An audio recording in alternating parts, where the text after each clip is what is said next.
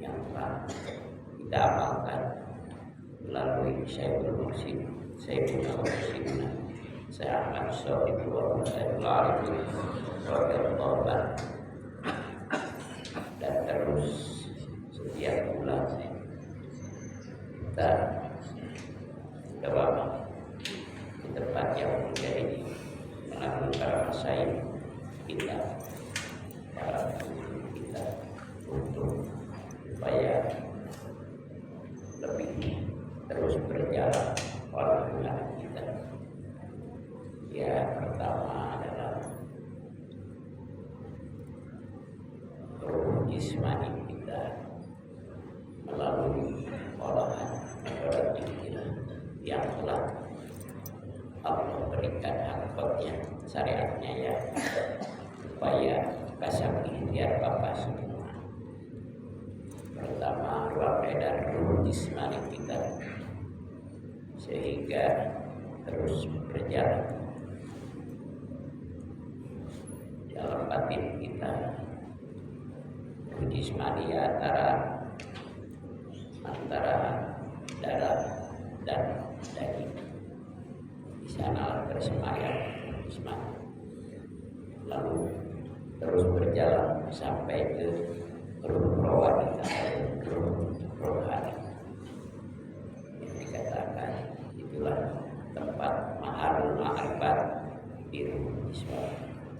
Lalu ruh rohani, maharul ma'rifat yang akhirnya tidak terasa Allah terus tingkatkan kita sampai ke maharul mahabbat, tempatnya cinta kita kepada Allah yang adanya di wilayah ruh syurga ataupun ruh wani kita.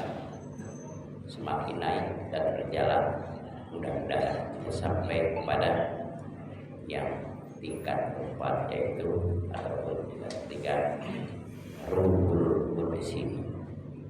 Biasa itu ditempatkan oleh Allah di sirri kita, tempat maharul musyahadah, tempatnya musyahadah seorang hamba dengan rohnya yang tidak berpaling, dan ingatan dan penghayatan kita kepada sang Khalik, sang pencipta kita.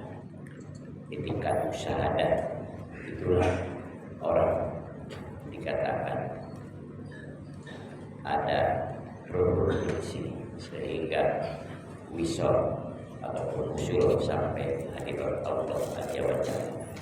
Dan mudah-mudahan zikir yang kita amalkan ini melalui metode atau qadiriyah wal sabadiyah, Allah sampaikan yang 4 tahap tadi, yaitu ma'rifat, yaitu tepatnya qalbu. Tapi sebelumnya yaitu ruh jismani kita berjalan, yaitu tetap mengesahkan Allah, mentauhidkan Allah. Yang ketiga sampai ke ruh syurga, yaitu tempat mahabbah yang Allah firmankan, yuhibbuhum wa yuhibbuna, Allah cinta pada mereka dan mereka pun cinta sama. Jadi yang duluan Allah, karena kalau tanpa Allah kita tak ada apa-apa dan tidak berbuat apa-apa. Ini adalah pandangan hakikat dan pandangan syariat yang kita jalani semua.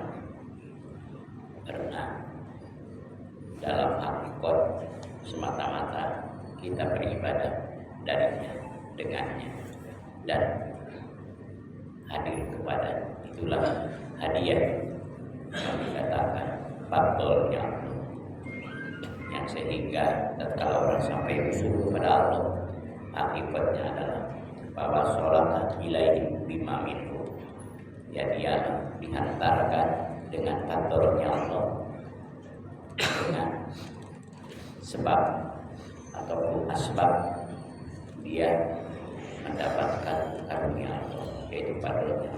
Maka bahwa sholat, maka Allah menyampaikan kepada bapak atau kepada ibu, bima minhu, dengan kehendak karunia Allah, itulah yang datang. Maka bergurlah jiwa manusia. Tidak ada harapan, hayalan, akuan dalam diri. Karena sudah merasa tenggelam dalam hadiahnya Allah, maka Allah yang berjalan dalam diri. Itulah ma'arul musyahadah dalam jiwanya. Kalau sudah sampai ke ma'arul musyahadah, biasanya para mursyid melepaskan di tingkat jabatan, maka membebaskan sang wakil, sang kekasih, maka dialah menuju Allah dengan kesendirian, dengan rasa yang datang dari Allah. Jadi para mursyid biasanya dalam istilah mereka membimbing hambanya, meletakkan hambanya, menuntut hambanya sampai tingkat jabatan. Kalau dia akan meniti ke tingkat laut, biasanya melepaskan dia sendiri sampailah dia bertemu pertama dengan kasihnya Anbiya wal Mursalin, khairul Anbiya wal Mursalin, yaitu Habibullah, Habibana wa Nabiyana Muhammad sallallahu alaihi wasallam. Maka bertemu dengan sang kasih sejati, yaitu khairul khalqi, sebaik-baik siapa Allah mau mencintai kekasihnya utusan, yaitu Muhammad Rasulullah. Kalau sudah bertemu dengan Muhammad, biasa sang mursyid dituntut, dibimbing dengan kehendak Allah, dan dia sudah berjalan bersama Allah, maka bertemu dengan semua para anbiya wal mursalin, yaitu dari mulai Adam yang 25 yang kita wajib tahu dan wajib hafal. Kalau yang 124.000 yang itu yang ditentukan Nabi dan Rasul semua jumlah 124.000 yang wajib kita ketahui, yaitu yang 25. Siapa? Adam, Idris, Nuh, Shalih, Ibrahim, Lut, Ismail, Ishak, Yakub, Yusuf, Ayub, Musa, Harun, Daud, Sulaiman, Ilyas, Yunus, Zakaria, Yahya, Isa. Yang terakhir Muhammad al-Mustafa, Muhammad khairul anbiya, Muhammad akhirul anbiya. Itu yang berarti. Maka bertemu semua dengan dia. Jadi dalam dimensi spiritual yang benar dan jelas muwafaqah, kalau dalam ilmu ushul fikih, dalam Al-Qur'annya jelas, Rasulullah jelas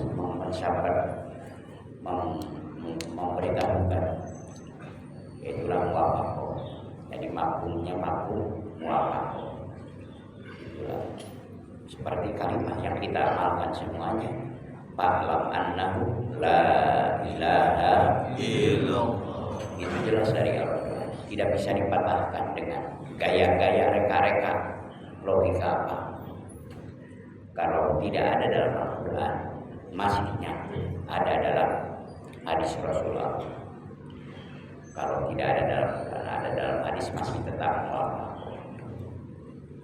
Lalu dilanjutkan dengan istilah para ulama al-hadifin ataupun makolah-makolah yang berdasarkan para aulia Allah. Ya alhamdulillah kita semua yang ada di Indonesia melalui Thariqah Qadiriyah Al-Sabani khususnya, umum semua Thariqah Al-Tabarok, yang insya Allah semuanya adalah mafhumnya muwafaqah, benar ada dalam Qurannya, benar ada sabda Rasulnya, dan benar fatwa makolah-makolah para alim ulama. Insya Allah dengan metode itu yang akan menyampaikan hamba kepada Allah dengan bukan hayalan, ilusi, imajinasi dan sebagainya, tapi itu hakikat kebenaran dalam spiritual di dalam Al-Quran. Maka la ilaha illallah. insya Allah Bapak ini semuanya calon surga Allah. Sebagaimana firman jalan Allah wa iyyakum minad dakirin batu kasir. Mudah-mudahan Allah selalu mengocorkan melimpah curahkan kepada kita semua, menjadikan kita semua termasuk dari orang-orang yang selalu mengingat Allah dalam gerak dan diam kita, dikala susah dan mudah kita, dikala suka dan bahagia kita, semuanya tetap berjalan selalu at-tawajjuh ila Allah, selalu menghadap kepada Allah Subhanahu wa ta'ala. Yang Allah bahkan tingkat 1 baru ruang ruh jismani, tapi kita sudah penghayatan mengenal Allah dengan ucapan dan ingatan, hidup selalu di dalam ingatan kita hanya tertuju kepada Sang Pencipta, Sang Khalik, Sang Pemberi, Sang Pengatur, Sang Maha Sempurna dan Maha Kekal abadi, yaitu Allah. Terus jalan dalam jismani, maka warba keuntungannya di dunia pun Allah akan memperlihatkan. Pertama, keuntungannya di dunia dia akan mendapatkan sesuatu yang bersifat khawarikul adat, yaitu yang keluar daripada adat logika, yaitu sesuatu karomah, keistimewaan yang Allah tetapkan buat mereka. Keuntungan di akhiratnya yaitulah dia akan Allah kasihkan kedudukannya, yaitu di tempat yang Allah telah janjikan dan Allah telah persiapkan, yaitu Jannatul Ma'wa. Naik kedua, ruh rawani, lalu diolah dengan seksama sehingga ruhnya benar-benar jalan, sehingga meluncur hanya kepada yartaqil abdu bila hadratil qudsi, berangkatlah ruhnya itu sampai ke hadirat Allah Subhanahu wa ta'ala.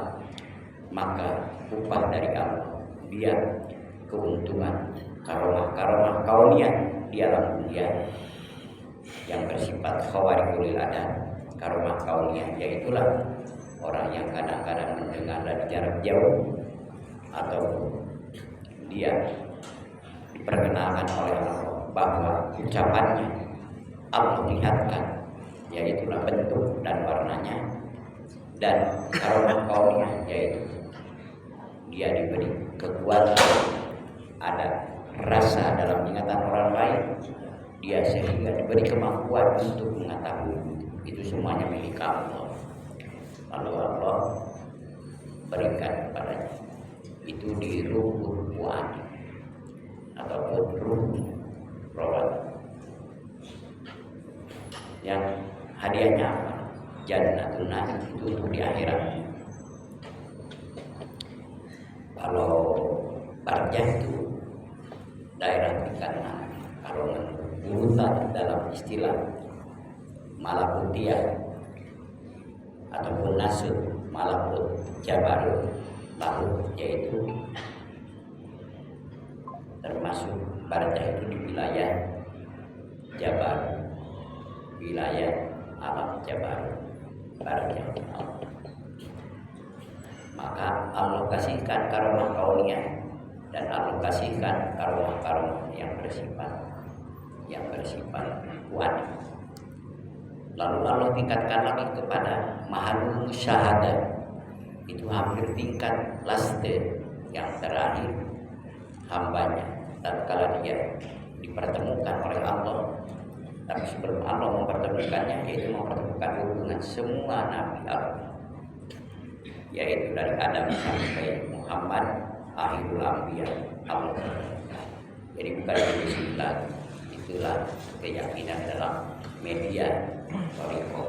Wabilallah yang kita terima dari Syekh Syekh Ahmad Syaikh Wabah Tajul Arifin radhiyallahu anhu, yang namanya yaitu akhirul anbiya Muhammad sallallahu alaihi wasallam, Al-Mustafa Muhammad sallallahu alaihi wasallam. Itu. Maka tatkala kita memberi salam kepada mereka, karena kalau doa untuk anbiya itu yaitu dengan apa doanya? dengan radhiyallahu, dengan rahimahullah. Kalau untuk kafiyah yaitu wasal wa sallallahu alaihi wasallam ataupun bisolat di batas. Bisolat di batas ini yaitu dengan sholawat dan salam untuk Nabi. Bahwa bihaqi sahabati sulana sahabat para aulia, para masyayikh, yaitulah bintaroni dengan radhiyallahu anhu. Ada kan itu di bab sholawat di kitab kecil ada dari Salamina ada. Itulah doa yang kita hantarkan melalui doa untuk para masyayikh. Ya Rabbi warḍa'ani sahabat, ya Rabbi warḍa'ani sulala, ya Rabbi warḍa'ani masyayikh, ya Rabbi marham walidina. Itulah tingkatannya. Jadi dengan apa? Dengan radhiyallahu anhu. Syekh Ahmad Syaikh Abdul Arifin radhiyallahu anhu. Syekh Abdul Barok radhiyallahu anhu. Syekh Khatib Syambas radhiyallahu anhu. Syekh Samsudin radhiyallahu anhu sampai usaha kepada Rasulullah sallallahu alaihi wasallam. Ketika kita mendengar kata Nabi Muhammad sallallahu alaihi wasallam, para sahabat, para masyayikh, para asatidah, muridin selalu kompak. Mudah-mudahan melekat dalam jiwanya, dalam ruh jismaninya, dalam ruh rohaninya, sudah melekat bahwa yang disebut, yang didengar oleh kita adalah siapa? Ila hadrati Nabiyil Mustafa Muhammadin. Maka Bapak dan Ibu selalu kompak mengatakan sallallahu alaihi wasallam. Itulah salat. Jadi doa itu adalah penghayatan Bapak. Maka tatkala dikir dengan penuh penghayatan akan selalu irtibat dengan syairnya, dengan mursyid. Apabila selalu irtibat dengan mursyidnya, maka itulah kedekatan seorang murid dan mursyid kita semua. Kalau disebut Syekh Ahmad Syaikh Abdul Arifin radhiyallahu. Jadi Allah tetap ada. Setelah disebut beliau karena jiwa keallahan dalam qulub kita, dalam ruh kita selalu ada. Maka tidak bisa kita berpaling darinya. Maka selalu aktif hidup dan tak terhalang oleh ruang dan waktu. Dikatakan saya seluruh aulia selalu Bapak sebut bahwa pada sallallahu radhiyallahu anhu. Syekh Abdul Rajak, Syekh Abdul Battah, Syekh terus sampai Syekh Muhammad Bakir, Imam Bakir, Imam Ali Zainal Abidin, Sayyidina Husain Asy'ari radhiyallahu Sayyidina al-Mustafa. Itu yang penting gerak dalam ruh kita, apa yang ditanamkan oleh Syekh Ahmad Syaikh Abdul. Maka itu namanya takdir, itu namanya takrim. Selalu ada, selalu hadir dalam jiwa kita. Dan tatkala ada itu kita merasakan ingatan kita yang ditanamkan Syekh Muslim itu ketadiman. Maka sesuatu yang hadir dalam jiwanya karena dasar tadi takrim lisannya itulah, dan kadang-kadang tidak bisa diungkapkan bahwa itu adalah menolak ataupun menjauh seperti Abu Bakar Siddiq, Umar, Utsman, Ali. Tidak ada perintah dari Rasulullah bahwa harus mengumpulkan Al-Quran. Tapi Abu Bakar Siddiq karena apa yang ucapkan Rasulullah yang ditanamkan dalam kalbunya terus hadir dalam jiwa, ketenggelam dalam tahajud Allah, wahyu Allah, hidup terus. Maka sifat-sifat kemuhammadannya muncul. Tatkala beliau sudah mendahului lalu betapa kasih sayang muncul. Itulah yang diwariskan Rasulullah. Ruhnya, walaupun ingat umatnya dari Masih sampai Maghrib, maka betapa agungnya kalau Al-Quran dimusnahkan Akhirnya Umar Abu Bakar berbicara sama Umar, walaupun merasa berat, sangat berat luar biasa, melebihi pemindahan gunung ke gunung itu, tapi ini kemuliaan. Maka Umar pun merespon, yang akhirnya bercerita kepada putrinya Sayyidah bin Hafsah, maka mana manusia yang para sahabat tulis untuk buktikan Al-Quran supaya tidak lupa. Akhirnya Sayyidah bin Hafsah bukan ternyata kalau terus setelah Sayyidina Utsman radhiyallahu anhu ulama ketika berada, beliau berusaha, akhirnya beliau mengumpulkan, bahkan menjadikan mushaf itu adalah mushaf Utsman. Itu semua tidak ada petunjuk ataupun bahasa Rasulullah yang langsung untuk dijadikan pegangan ataupun untuk dijadikan suatu wasiat yang harus dijalankan. Tapi dari semua rangkaian kalimat-kalimat yang Rasul ucapkan, semuanya adalah bersitarnya ataupun syaratnya adalah kasih sayang. Maka inna arsalnaka rahmatan lil alamin, itu nampak dalam Al-Quran. Karena Allah yang maha tahu, yang maha dengar, yang maha membolak-balikan jiwa, yang maha mengetahui, yang maha sempurna, sudah hidup dalam penghayatan ruh beliau, akhirnya berjalan. Itulah sampai ke Sayyidina Ali, ya karena Quran ini kalau sampai kepada umat takutnya salah baca ataupun yang lain, maka Sayyidina Ali pun memerintahkan kepada salah satu sahabat untuk menuliskan supaya benar dalam nahwu syarahnya, maka babnya supaya jelas. Kalau kata Bismillahirrahmanirrahim, yaitulah di kasrohnya, di fathahnya, di domanya benar. Itu Nur Muhammad juga, itu kasih sayang Muhammad yang sudah melekat dalam jiwanya dengan isyarat yang tidak dikatakan dengan kata doa, tapi ruhnya sudah berjalan. Itulah maka Nur Muhammadnya sudah hidup dalam qalbu Abu Bakar, Nur Muhammadnya sudah hidup dalam qalbu Umar, Ruh Muhammadnya sudah hidup dalam ruh Utsman, Ruh Muhammadnya sudah hidup dalam Nur Ali ataupun Ruh Ali. Maka itulah semuanya yang empat sahabat ulama itu semuanya adalah min nuri habibika, min nuri habibika Muhammadin sallallahu alaihi wasallam. Terus mengalir sampailah para kursi. Insya Allah mudah-mudahan kita semua masih tetap dan selalu diakui murid dari Syekh Al Yassin Abi Thalib dan selalu kita diakui oleh murid yaitu Syekh Ahmad Syariful Wabarakatuh.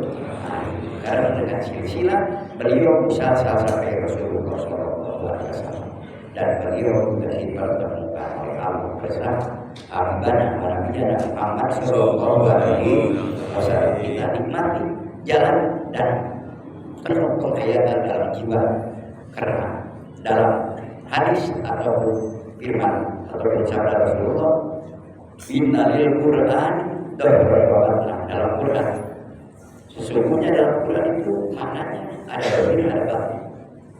Waribat ini makna semakin batin semakin batin maknanya adalah ibadah. Bila sampai autor bahkan sampai 7 batin di dalam, yaitu latifatul sir, latifatul ahbab, latifatul nafsi, latifatul olah. Itu muafakoh berdasarkan hadis Rasul yang tadi. Maka bakul lumah semakin batin pemahaman, semakin batin pemahaman. Bakul lumah bahwa anfal warbahu, semakin batin pemahaman kita, pemahaman yang baru jangkauan. Level latifatul olah ternyata belajar pemahaman dalam latifatul olah, dalam latifatul sir, latifatul olah. Maka fakul lumah anfal warbahu, semakin dalam pemahaman semakin tajam pemahaman dalam kolbunya. Di dalam kolbu ada kolbu lagi, walibatin batna ada batinnya lagi. Bapak pulang anfal harbahu, semakin manfaat dan semakin beruntung. Mudah-mudahan itulah yang kita harapkan, manfaat dan beruntung di dunia dan di akhirat. Itulah maka kita berjalan melalui Sayyidul Mursyid yang kita datangi. Itulah Mursyid yang mudah-mudahan kami pandangan manusia pada umumnya, hakikatnya kami mengalami pandangan Allah sendiri, yang akhirnya kita semua terangkatlah oleh kekamilan beliau yang datang dari Nur Muhammad sampai kita terangkat, maka bersambung kita sampai kepada Rasulullah, dan di sana kita menjadi tetap umat Muhammad yang Allah cintai, yang Rasulullah cintai, dan kita tetap patuh mutabah pada saya, hakikatnya mutabah pada Rasulullah Shallallahu Alaihi Wasallam. Kurang lebih mohon maaf, dan untuk sama-sama belajar, yaitu bab dipikir, ya mudah-mudahan cukup sekian, mudah-mudahan manfaat bagi saya, manfaat dan buat Bapak Ibu semua. Dan kita doakan yang ada di tempat ini, yang telah apa sini untuk membimbing kita, yaitu saya dengan dua beliau. Semoga beliau dalam terus keberkahan kesehatannya, keberkahan ilmunya, keberkahan amal dan ikhlasnya, bersama di dunia, bersama di akhirat. Layak dan layak liko bersama Allah. Al-Fatihah. Bismillahirrahmanirrahim.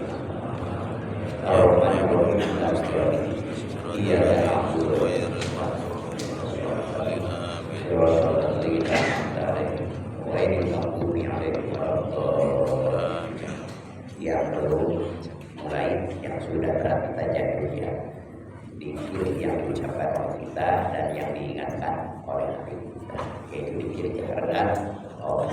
Mari kita sama-sama dan mudah-mudahan Allah selalu berkata